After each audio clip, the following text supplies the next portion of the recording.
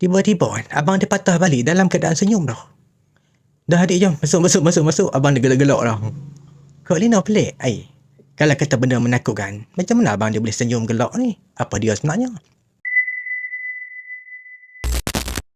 Assalamualaikum, selamat malam-malam noh. Ni campur-campur lah cerita ni. Tapi sebelum Madi nak cerita panjang lebar kan, ni baju yang Madi pakai ni. Ada aku dah 2 tahun lepas yang kita buat jual hari tu. Ada balance lagi di mall lain. Saya S2 lagi M ada XL lah. Random noh Madi bagi kat siapa yang komen dalam video ni nanti. Tak payah bayar apa. Biar apa noh cerita campur-campur nak cerita kat hampa ni. Yang pertama ni cerita seorang kakak ni, Kak Lina, orang Terengganu dah. Cerita ni tak sebut tahun dah, tapi zaman dia umur 15-16, sekolah menengah tu. Ni cerita lama dulu lah, masa duduk dengan orang tua dia kan. Lah ni dah menikah dah apa dah kan. Jadi keluarga Kak Lina ni, terutamanya mak ayah dia dah. Mereka ni kalau sakit kan, tak kira lah sakit sikit, sakit banyak ke, suka cari bomoh. Bukan tak percaya dengan doktor dah, tapi tak berminat dah. Semua penyakit dah, kalau boleh nak buat dengan ayak dengan jampi je. Abang Kak Lina yang sulung tu sampai tepuk dahi lah. Bila mak sebut sakit tu sakit ni kan, bila jumpa doktor lah. Abang boleh bawa, tapi tak mau. Duk tanya orang tu, tanya orang ni kat mana boleh berubat kan. Sama lah mak dengan ayah dia. Dia pun suka berubat cara tradisional kan. Jadi ada satu masa tu kan, yang mak Kak Lina duk mengadu kat ayah tau. Dia duk mimpi hantu tau malam-malam. Dia jenis mimpi tak berhenti ni, sampai dia pun duk terjaga tengah malam kan. Dan pernah juga mak Kak Lina dia kata nampak orang besar dalam rumah. Yang mak cerita ni orang besar hitam tau. Dia tak sebut lah hantu apa tau. Dia kata nampak orang besar, dia lintas lah dalam rumah. Macam tu sekali, orang kata sekali lalu ya. Jadi bila ayah dengar cerita ni pada mak kan, apa lagi, aku nak cari siapa ni nak berubat lah. Yang tu ada dalam kepala dia kot tau. Jadi ayah pun tanya kawan-kawan dia kan. Kawan-kawan rekomen lah kan, siapa yang pandai boleh berubat apa kan. Jadi satu malam tu mai tau 4 orang. Lelaki, umur dalam 40 hingga 50 kan. Yang Kak Lina ni tak ambil tahu sangat kan. Dia pun tak apa percaya sangat. Dia duduk dalam bilik, pergi ke dapur. Dia buat hair sendiri lah dalam rumah. Memang dia pun duduk kat ruang tamu lah dengan orang berubat ni kan. Jadi dalam pukul 9.30 hingga pukul 10 tu, orang tu baru main kan. Dia pun berubat apa. Kak Lina pun tak ambil tahu apa sangat kan. 11 lebih dia pun balik dah. Rumah pun sunyi kan. Kalau macam dalam rumah Kak Lina ni, dia pun duduk 5 orang dah. Ayah, mak, abang sulung, Kak Lina, adik perempuan dah. Jadi rumah dia sunyi, masing-masing buat hair sendiri lah kan. Kak Lina pun tak tanya mak dengan ayah berubat macam mana, pakai apa. Tak ambil tahu dah benda ni. Jadi lepas tu dia pun hidup macam biasa. Masing-masing buat hair sendiri dalam rumah kan. Benda ni berlalu lebih kurang 10 hari ke atau belah-belah hari macam tu. Kak Lina ni dia duduk tidur dalam bilik tau. Malam tu pukul 2 suku. Sebab dia tersedar, dia tengok jam. Pukul 2.15. Dia duduk dengar orang duduk menyapu kat depan rumah. Dia depan rumah tepi sikit dah. Ada pokok palam kat depan rumah dia. Tapi dia tak berani dah buka tingkap apa. Kalau buka tingkap mungkin boleh nampak. Tapi tak berani. Dia pun bangun duduk dah. Duduk pasang telinga ni. Bunyi macam dekat ni. Dia kalau jauh mungkin rumah jiran kan. Manalah nak tahu kot siapa-siapa kan. Pakcik-pakcik mana nak exercise malam-malam nyapu kan. Boleh jadi kan. Tapi ni macam dekat-dekat depan rumah dah. Dia pun duduk termenung sat, duduk dengar betul ni, dekat rumah ni, dekat rumah. Dia keluar pada bilik. Abang dia duduk tidur kat ruang tamu. Sebab tu tempat abang dia duduk tidur lah. Sebab waktu awal, ayah dengan mak adik Kak Lina duduk tengok TV. Kalau lewat-lewat, abang dia akan pulun TV tu. Sebab zaman tu dia kata ni zaman VCD kan, orang duduk tengok VCD pun. Jadi dia pergi gerak abang dia dah. Tepuk, abang dia pun bangun. Awak siapa? Abang dia tanya kan. Abang dengar tu. Dengar tak? Abang dia pun duduk termenung, duduk amai apa kan. Dengar. Awak siapa? Siapa dia duduk menyapu depan rumah tu? Sebab bunyi tu dekat sangat dah. Abang sulung Kak Lina ni boleh kata berani juga. Dia bangun-bangun, dia turun pergi kat tingkap dah. Kak Lina pun ikut kat belakang. Abang dia buka tingkap, Kak Lina pun tengok lah. Sama-sama tengok. Oi, mak dia tengah menyapu. Kira apa yang abang dengan Kak Lina tengok ni, fizikal dia tu, gaya tu, itu mak dia pun. Abang pun duduk tengok, Kak Lina pun duduk tengok dah. Agak berjarak juga lah kan. Depan rumah dia pun buka lampu. Cahaya tu lah sama-sama pergi ke halaman belah kiri ni. Abang duk tengok lah. Weh, adik betul ke mak? Hampir tengok sat dalam bilik. Mak ada tak? Tak apa, Kak Lina berlari dah pergi bilik dah. Tolak pintu bilik, mak tak ada. Waktu tu abang beralih sat je tengok Kak Lina. Nampak macam mak dia menyapu tu.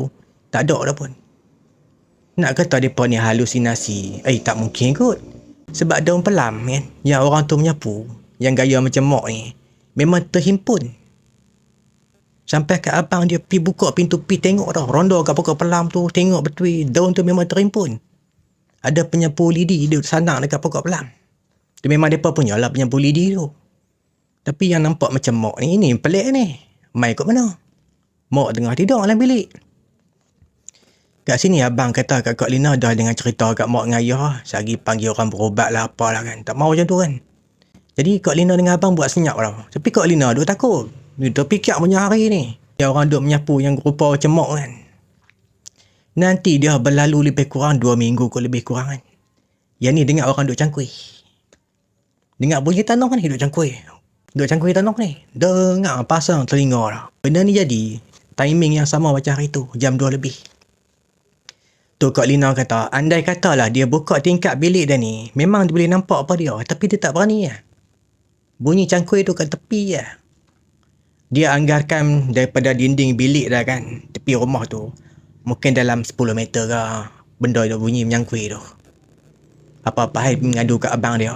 Abang dia duduk kat ruang tamu, duduk kat situ. Dia keluar mati bilik, gerak lah abang dia. Suruh abang dia dengar kan. Abang dia pasang telinga tu. Abang dia bangun bertenang sat kan. Ambil rokok dia dulu cucuh kan. Abang dia pergi ke dapur ambil ni, parang ni, potong daging. Dengan lampu suluh satu. Kira macam gaya nak pergi berperang ni kan. Kak Lina tak berani ikut dah. Kak Lina cuma berani duduk kat pintu lah. Abang dia buka pintu pakai kasut, dia halau pergi terus. Dia bukan jenis pergi hendak intai ada dah. Dia terus talau pergi dah. Yang Kak Lina duduk kat pintu tunggu jawapan daripada abang dia kan. Apa abang dia tengok apa nampak kan. Tiba-tiba kan, abang dia patah balik dalam keadaan senyum dah. Dah adik jom, masuk. Abang dia gelak-gelak dah. Kak Lina pelik. Kalau kata benda menakutkan, macam mana abang dia boleh senyum gelak ni? Apa dia sebenarnya? Dah tutup pintu apa, pergi simpan parang, letak lampu suluh. Kira dalam suasana ni kan, rokok yang abang dia cucur mula-mula tu, rokok tak dah habis lagi. Dia tengah diisap rokok lagi. Dia duduk dekat cushion, yang Kak Lina pun tanya, abang nampak apa? Siapa dia duduk cangkui? Sebelum abang Kak Lina nak cerita, abang dia bagi tahu dulu dah. Kalau aku ceritakan hang jangan takut dah. Tapi abang dia duduk senyum, duduk gelak dah. Ni Kak Lina pelik. Kalau benda menakutkan, kenapa abang dia boleh senyum gelak dah? Sini abang dia cerita. Aku sampai-sampai tadi, aku tak kenal orang tua tu. Badan dia kecil macam budak, tapi dia tu orang tua. Dia ada pakaian, baju seluar. Dia balutkan tola kat kepala dah. Dua-dua mata dia putih. Memang dia tengah cangkui. Bukan macam cangkui nak buat kebun dengan tanam pokok ke. Dia jenis cangkui merata-merata ni. Senyap Kak Lina dengar abang dia cerita yang tu. Duk main teka-teki kan. Apa dia sebenarnya kan. Yang ni mereka tak sorak pada mak ayah. Esok tu juga cerita dekat mak ayah dah. Jadi macam ayah Kak Lina ni, mesti ada benda rumah kita ni. Ada apa pula ni. Nak biang nanti takut melarat pula kan. Apa lagi, cari orang berubat ni. Ayah Kak Lina style macam tu. Yang ni ayah panggil orang yang berubat dia kenal dah. Nama dia Pakcik Hamid dah. Pakcik Hamid ni dalam kampung, dia ni bukanlah ustaz dah. Tapi dia orang kata pandai berubat lah kan. Rawatan tradisional ni dia pandai dah. Apa-apa orang suka pergi rujuk dia. Nak cari petua ke kan. Jadi Pakcik Hamid ni main ke rumah dah. Ayah panggil. Yang ni mereka sembang ramai-ramai. Kak Lina ada, abang ada, adik pun ada. Jadi abang pun cerita, yang orang tua pertama rupa macam mak apa sapu lidi tu kan. Lepas tu yang apa orang tua yang lelaki cangkui tu. Tiba-tiba adik perempuan Kak Lina dia menyampuk dah. Yang tu dia tengok dalam mimpi. Rupanya adik dia duduk mimpi berulang kali. Yang mak tengah duduk menyapu dengan penyapu lidi, orang tua duduk menyakui. Suasana mimpi tu memang mimpi dekat apa luar rumah dah.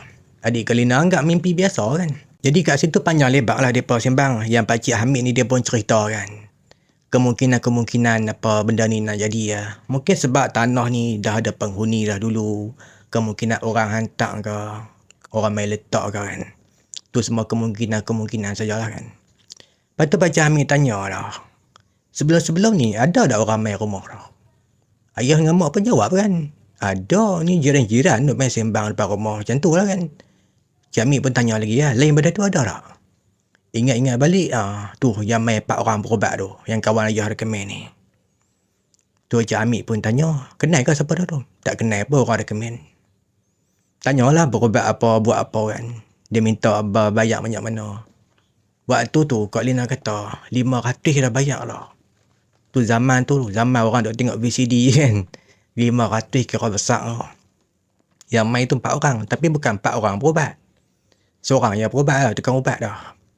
Jadi Pakcik Amik dia bagi pendapat lah kan. Bahaya orang tak kenal ni, dia main berubat kita ni. Takut dia main letak apa-apa dah. Pakcik Amik pun tanya kan, yang kata berubat tu sembuh ke? Mak kata baik. Tapi dia jadi pulak lah kan. Lepas beberapa minggu jadi pulak. Tapi cuma tak takut ya. Tu katanya Pakcik Amik takut mereka ni pakai ilmu hitam ya. Yang ni orang kata betul-betul buat duit lah. Contohlah ada 30 orang lepas berubat dah. Penyakit tu sembuh. Nanti beberapa bulan sakit lagi. Orang akan panggil lagi. Dia akan minta bayaran pun lebih kurang tu. 500 ke 300 ke. Dia pusing macam tu lah. Dia buat duit macam tu.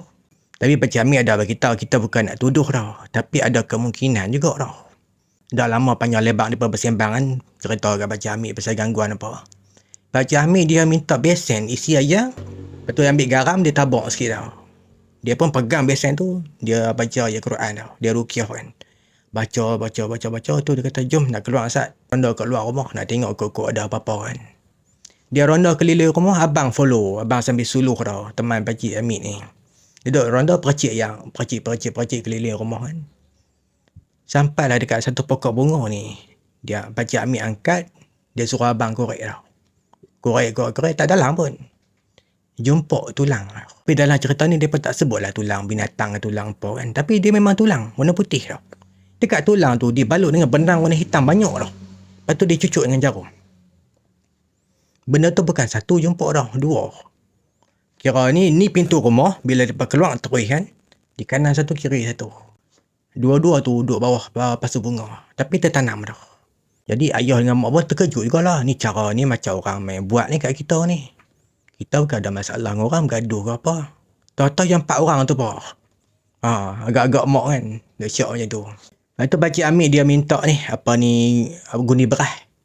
Yang tulang 2 tu, yang balut dengan benang hitam dia masuk kan dalam tu, dalam guni beras tu. Dia ambil hammer, dia ketuk bagi hancur tulang tu. Dia pun tanya kat mana lungguk sampah, hampa duk bakar sampah apa kan. Pi kat lungguk sampah, campur dengan sampah daun-daun apa, bakar ni tu. Dia pun tunggulah sampai dah habis terbakar kan. Lepas tu yang Pakcik Amik dia rukiah mereka semua satu rumah. Sebab benda ni dia bukan terkena dekat mak saya dah. Kan asalnya mak yang sakit kan.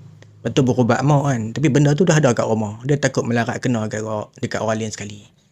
Jadi rukiah lah mereka semua. Duk beratok apa kan. Pakcik Amik rukiah lah. Tu yang dalam cerita ni Kak Lina kata masa rukiah tu ada macam beban nak keluar pada badan ni. Nak kata sakit dia bukan sakit tau. Ada benda berat. Dia macam menjalak dalam badan. Nak lepas keluar lah. Ujung-ujung muntah dah. Tu apa Pakcik Amik kata ni kata benda yang tak elok lah keluar kan. Dia tak sebut lah hantu ke jin apa penyakit tak sebut. Tapi dia kata benda tak elok yang keluar ni. Kata Kak Lina lain macam lepas Pakcik Amik berubat kan. Esok tu bangun pagi badan ringan segak apa kan. Jadi ceria lah. Lain macam dah. Jadi mereka pun teruskanlah hidup macam biasa apa kan. Selang 3 hari atau 4 hari, yang 4 orang tu main dah. Sini yang pelik ni. Jadi 4 orang tu main, kononnya nak ziarah mak lah kan. Nak tanya khabar, sembuh ke tak lagi apa kan. Masa tu, 2 orang masuk dalam rumah, 2 orang lepak kat luar lah. Jadi abang Kak Lina macam orang kata curiga lah dengan 2 orang ni. Buat apa kat luar? Awak tak masuk kan? Awak nak buat apa-apa kat rumah aku? Abang pergi duduk kat luar sembang dengan mereka. Sampai mereka balik dah. Kira mereka tak ada peluang nak buat apa-apa. Abang duduk kat luar lah masa tu. Itulah last dia main. Lepas tu senyap macam tu lah. Tak nampak rupa dah 4 orang tu. Jadi mak pun marah dekat ayah. Sebab ayah pergi tanya kawan dia pergi recommend lah. Kenal pondok apa kan. Jadi masalah kan kat keluarga mereka kan. Duit pun habis. Masa terbuang pula kan. Nak cari orang tu, cari orang ni. Kena berubat lah kan. Jadi selesai jugalah masalah ni kan. Keluarga Kak Lina pun dapat hidup macam biasa lepas tu.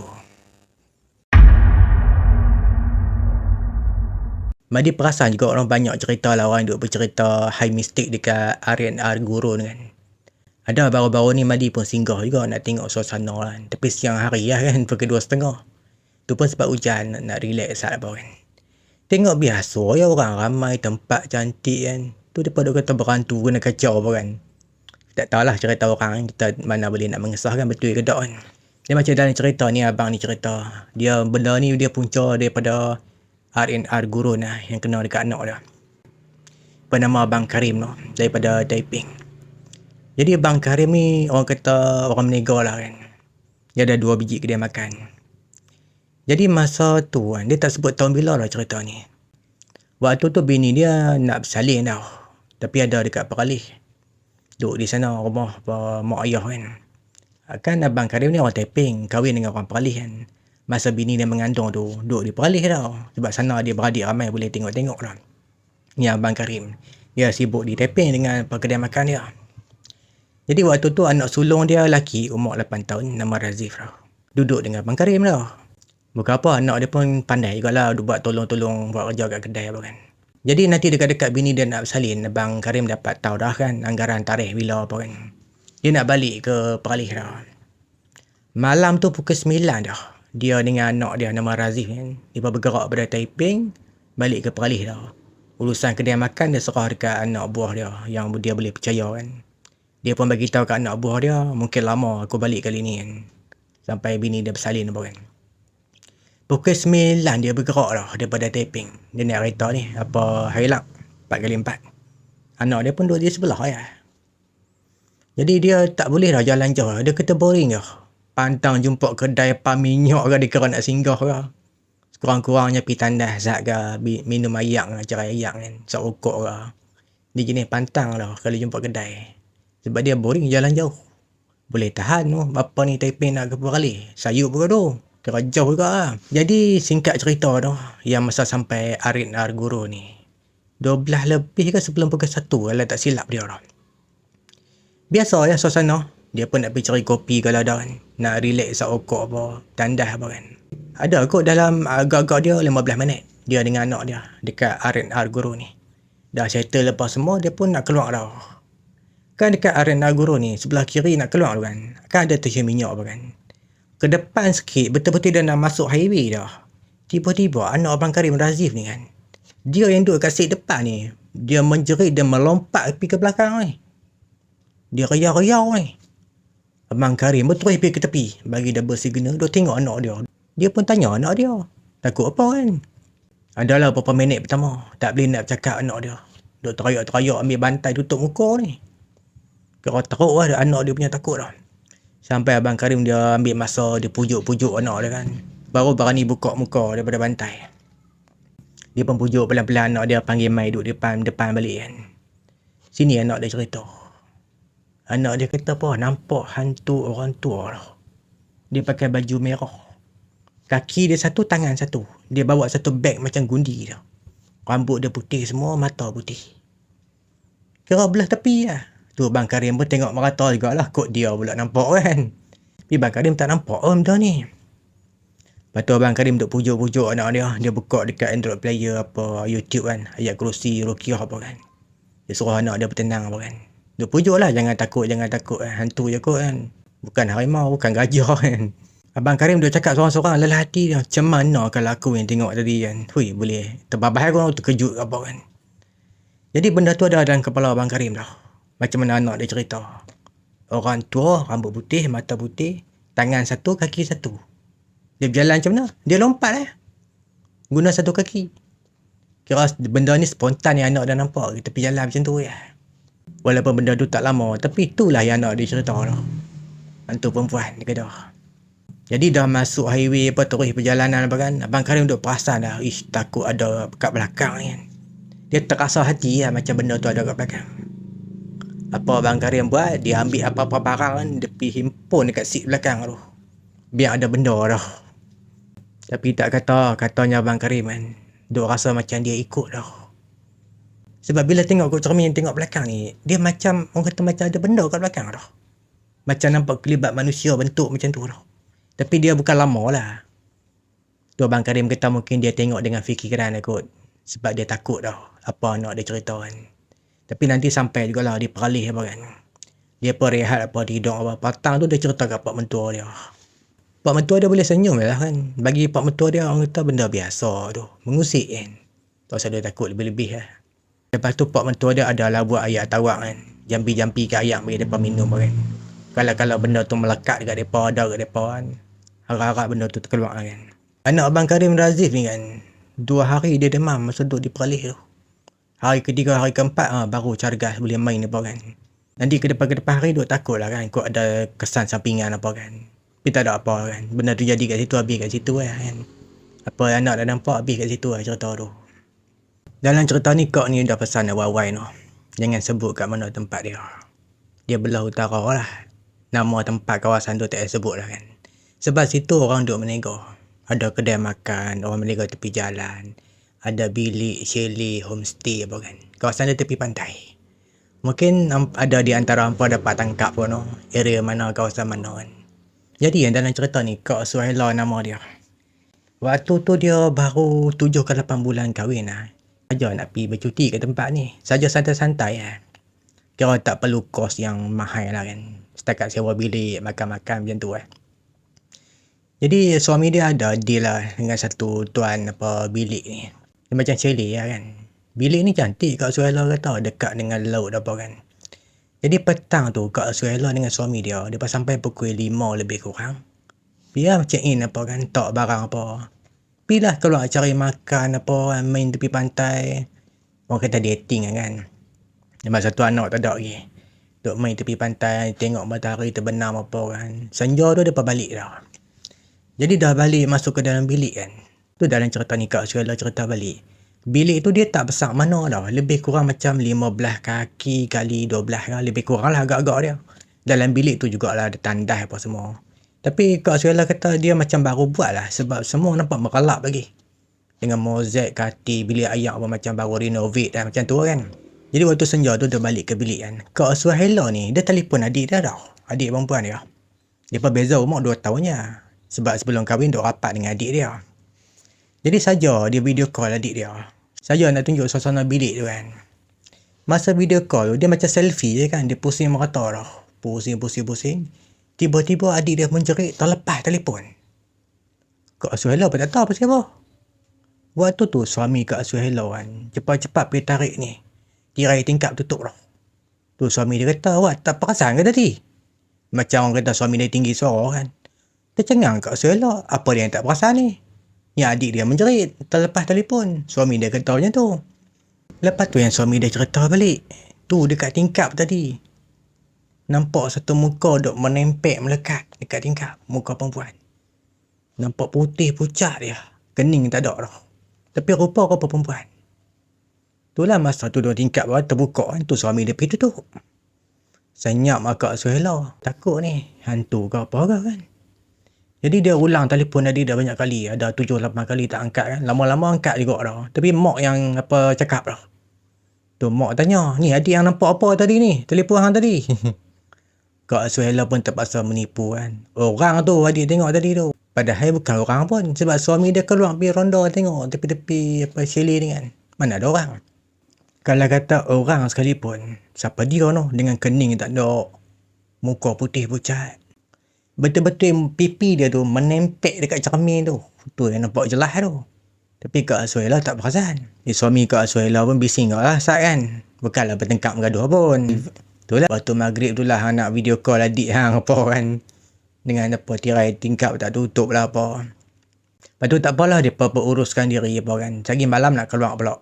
Habis cari makan, habis lepak main kat tepi pantai apa kan. Dalam pukul 12 dah. Dia balik dah. Pukul 12 tu dia balik kerana nak relax, nak siap-siap nak tidur lah lagi kan. Jadi baru masuk dalam bilik dalam 5 minit lah. Kak Suhaila ingat dah. Apa ni kentut punya busuk. Suami dia tak kentut pun, tak mengaku pun. Kalau betul yang tu apa kentut kan. Dia berapa minit dia hilang kan. Tapi yang ni apa 15 minit, 20 minit. Ada lagi bau tu. Sampai terpaksa buka pintu.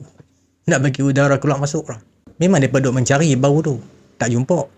Mungkinlah kemungkinan kot no, saluran jamban ke ayak melimpah ke agak macam tu kan. Itu pun orang kata andaian sajalah kan. Dah tak jumpa bau apa kan. Jadi bila teringat balik kisah yang berlaku waktu senja tu, takut-takut benda tu lah. Bau daripada benda tu lah kan. Nanti waktu tidur dah. Kira orang kata tidur nyenyak lena lah. Kak Suhaila pun tak sedar apa dah. Pukul jam 3 pagi kot. Suami dia dengar macam, orang kata macam ada benda cakap mozaik macam tu lah. Benda keras terkena mozaik macam tu, lebih kurang kan. Suami dia sedar-sedar terus bangun duduk dah. Dalam bilik tu, dia pun buka lampu tidur ya. Cahaya samak-samak apa kan. Suami dia bangun duduk, tengok dia duduk di lantai. Ada benda duduk merangkak lah. Hala ke bilik ayam lah. Rupanya yang bunyi mozaik tu, kuku dia. Masa dia tengah merangkak tu bunyi kuku dia. Nampak ni dia langgar pintu bilik ayam, dia hilang. Pintu tu tak terbuka pun. Dia langgar-langgar, dia hilang lah. Masa tu suami dia menjerit. Kak Suhaila pun bangun lah kan. Enggak terkejut lah bangun. Suami dia terpaksa menipu. Orang mimpi apa dah tadi dah. Mengigau kot. Oh, dia kata macam tu lah kan. Duk relax bertenang apa, sambung tidur. Esok pagi waktu sarapan 8 pagi macam tu lebih kurang kan. Sebelum pukul 9. Dia pergi kedai cari sarapan sedap sikit. Suami dia cerita balik. Tahu tak pasal apa semalam orang tersedak bangun tu? Sini suami dia cerita. Benda tu keluar pada bawah kaki. Dia duduk merangkak lah. Gaya perempuan.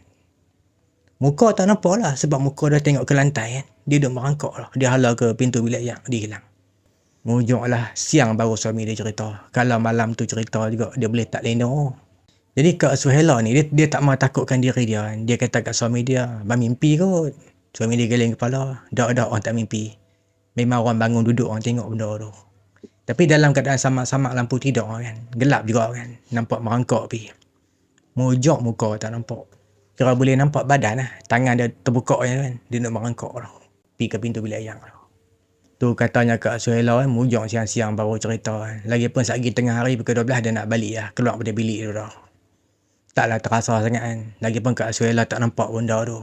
Jadi bagi Kak Suhaila dengan suami dia kan. Bilik tu ada masalah kan. Mungkin sebab lama sangat orang tak duduk kan. Benda tu ada bersarang dalam tu kan. Agak-agak dia macam tu kan. Apalah dia jadi kat situ, habis kat situ. Dia pun balik ke rumah dia pun. Tak pernah jadi apa dah kan. Tahun 2000 ke bawah dah cerita ni. Yang kongsi ni abang nama Salim ni. Dia ingat lagi lah waktu tu. Masa duduk di Kedah rumah orang tua dia kan. Zaman umur 12 tahun, 13, 14. Masuk sekolah menengah apa kan. Dia ada seorang kawan dah. Nama Ma'e. Ada kot 2-3 tahun jugalah. Kawan duk ejek dah si Ma'e. Duk kata tok dia belah tu. Dia cerita ni asal daripada orang tua-tua lah. Duk sembang mulut kan. Bila sampai kat budak-budak kan. Geng-geng Bang Salim ni. Dengan kawan-kawan lain. Mereka duk ejek si Ma'e ni. Kata tok dia belah tu. Mereka tak ada lah bergaduh-bergaduh pun. Mereka tetap berkawan. Cuma Ma'e ni selalu merajuk lah kan. Bila mereka kata yang tu. Duk ejek lah tok dia belah tu.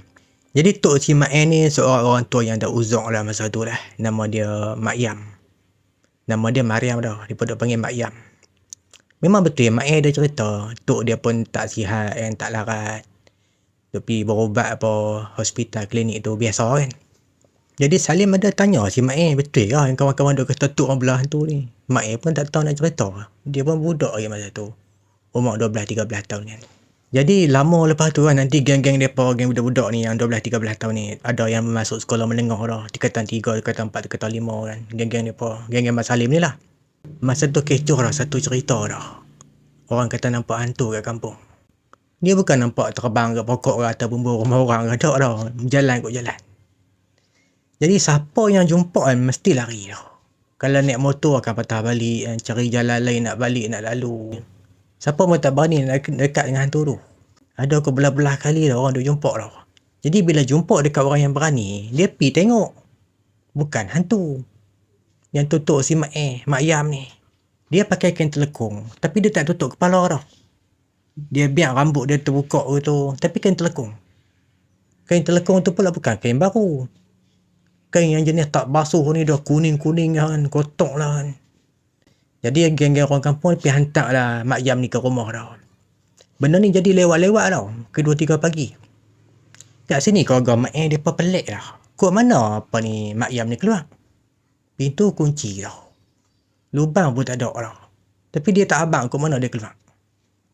Kalau dah sampai benda ni dah berulang kali jadi. Sampai belah-belah kali. Dia pada fikir tak dapat dah. Lubang mana dia keluar dah. Kok pintu tak mungkin. Pintu kunci pada dalam. Mungkin ada mangga lah macam tu lah lebih kurang kan. Weh, siapa pun seram tu. Nampak putih yang berjalan kot jalan. Pukul 2-3 pagi je. Banyak orang tu. Lepas tu adalah cerita lain lagi. Kawan Salim, kawan Mak jugalah yang dekat rumah ni. Biasa dengar dah. Tu Mak ni dia gelak pukul 2-3 pagi.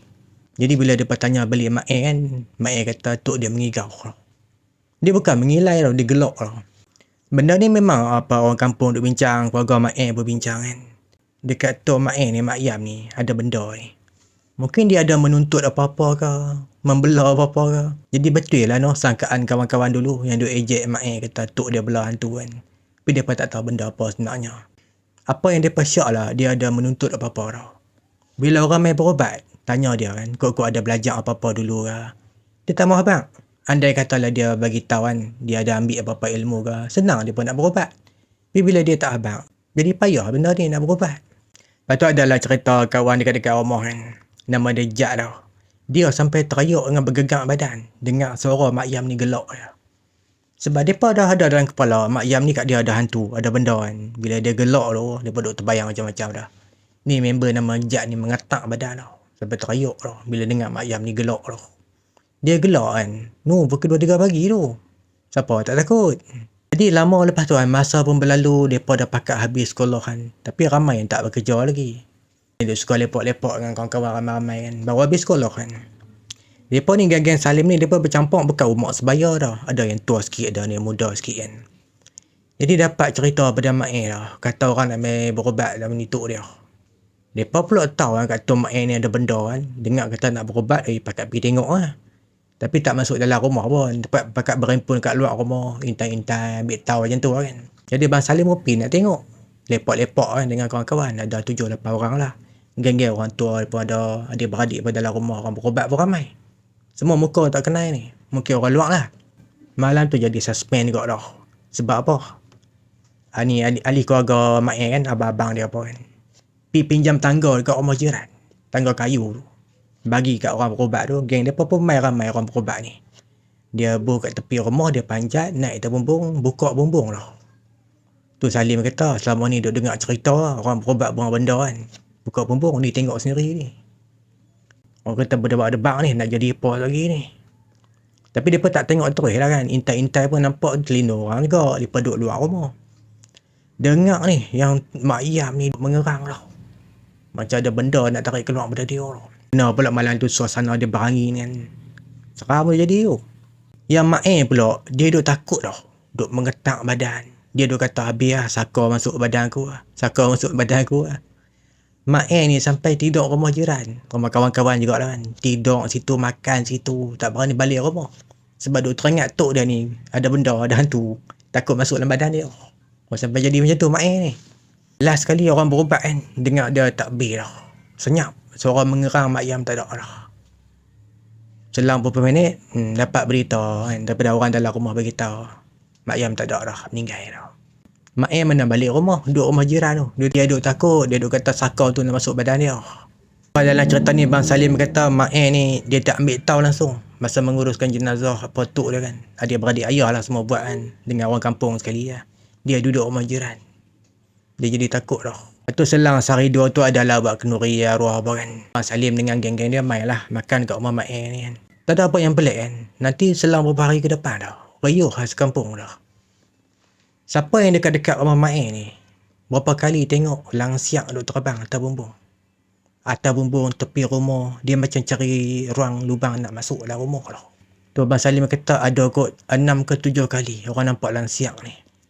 Muka dia muka Mak Yam lah. Dia terbang macam berenang. Dia tengah cari lubang ruang nak masuk lah. Senang kata dia pusing rumah. Tepi rumah ke, atas bumbung ke. Kawan yang nama Jack kan, mak dia tengok malam tu. Sampai bergegak badan ni. Sebab malam tu, mak si Jack kan, member Bang Salim, nama Jack, mak dia. Dia dah keluar lah dekat pintu dapur, nak ambil barang kat luar. Bila dia keluar, nampak lah rumah Mak ni. Masa tu yang dia nampak langsiang duduk terbang pusing rumah. Siap tengok dia lagi. Terus jadi macam bisu dah. Orang tanya apa pun tak boleh nak cakap. Bergegak badan. Jadi macam nak teriak tak jadi. Macam tu lah. Bang Salim cerita lah. Jack cerita balik. Mak dah jadi macam tu. Nak teriak tak jadi. Tersangkut-sangkut lah. Tapi lepas reda dia cerita lah. Nampak muka macam ayam tu dalam siang tu, duk terbang pusing rumah. Lepas tu ada lagi jiran-jiran lain nampak dia duk terapung atas bumbung. Cerita ni sampai dekat ayah si Mak En dengan adik-beradik Mak En satu rumah lah kan. Depa tengah fikir juga lah, ada apa yang tak kena lagi ke. Baru depa teringat dah. Tu kain telekung yang Mak Yam duk pakai tu, yang duk jadi hantu itu tu, duk ada dalam rumah ni. Depa tak buang, tak lupuskan kain tu. Sebab depa syak macam ada tak kena dengan kain ni. Ni bukan kain biasa ni. Sebab Mak Yam dia tak bagi siapa basuh bang kain tu. Memang kotak lah, kuning, kena kotak macam-macam. Yang tu lah dia duk pakai jadi hantu itu. Jadi apa ni, ayah Mak En ni adalah tanya orang berubat kan, buat macam mana. Jadi orang berubat mai, dia pun tengok lah kain tu kan, macam ada yang tak kena kan. Bukan kosong lah kain tu, kain telekung tu. Dia pun bakar lah. Lepas pergi ke belakang rumah agak jauh kan, ke semak-semak kan. Adalah 6-7 orang. Abang si Mak En dah ikut, Mak En tak pergi. Abang si Mak En ni apa ikut dah, dia pun pergi bakar benda tu. Dia pun pergi himpun kat dengan daun apa, bakar dah. Sampailah api dah terpadam, benda tu pun dah rantung dah. Ustaz tu ajak balik kan, dia kata jangan tengok belakang lah. Takut-takut kan, kemungkinan nampak apa-apa. Abang si Mak En dah, dia kalih ke belakang tengok. Nampak terpacak putih macam pocong dah. Tapi dia macam bayang sajalah. Dekat tempat apa bakar kain tu kan. Tapi sekali tengok lah. Abang dia pun tak ulang tengok 2 kali. Sebab risau juga kan. Takut benda ikut dia kan. Mengusik ke apa ke. Jadi balik pada bakar tu lah. Abang dia cerita kat Mak En. Yang kita nampak benda kan. Lepas bakar benda tu. Jadi dia pada ingat selesai dah kot. Harap-harap tak ada lah siapa nampak hantu lagi kat rumah si Mak En ni kan. Memang betul. Siapa pun tak nampak lah hantu-hantu apa kan. Tapi dia gangguan dia jenis lain pula tau. Mengilai tau. Mengilai ni lagi seram lah pada tengok hantu sebenarnya. Sebab dia punya suara tu kena pula jam 2, 3, 4 pagi kan. Tu seorang-seorang dengar mengilai. Seram-seram tu. Dia bunyi mengilai tu area belakang rumah Mak En. Tu tempat dia bakar tu, kain telekung tu. Tapi yang dengar ni jiran-jiran lah. Orang jauh-jauh tak dengar pun. Adalah dalam 6 ke 7 malam dia duk dengar lah. Dia bukan lama pun. Dia 5 minit ke dia berhenti. Lagi lewat-lewat sikit dia bunyi lagi 5 minit kan. Sampailah 6-7 hari lah benda ni senyap dah. Lepas selesai benda ni kan, efek apa jadi kat Mak En dah. Dia jadi penakut dah. Dia duk risau saka nenek dia masuk dalam badan. Dia duk takut tu. Kira dia banyak buang masa dekat luar rumah lah. Lepas tu dia pergi kerja di luar apa kan. Dia duk takut duduk rumah tu. Dia duk takut saka tu masuk dalam badan dia. Kira sampai ke sudah dia pun tak tahu apa yang nenek Mak En ni menuntut. Sebab dia pun tak pernah cerita, tak pernah buka mulut apa ada kat dia. Tapi itulah memang ada benda dekat Tok Mak En ni. Tu yang jadi macam tu.